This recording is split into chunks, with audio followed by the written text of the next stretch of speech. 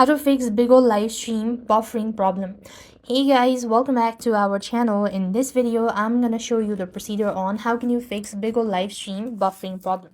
So to fix the buffering problem on Bigo live stream, should focus on improving your internet connection and optimizing your device's performance. So what here you need to do is simply open your settings onto your device and go to network and internet, after which you simply want to go to internet from the section, and here you just want to go ahead and launch open your Wi-Fi or the mobile data that you are connected to.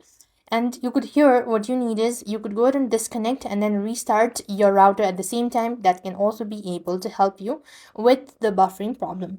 Next, you could also try checking for an update. Sometimes it could be due to the outdated version.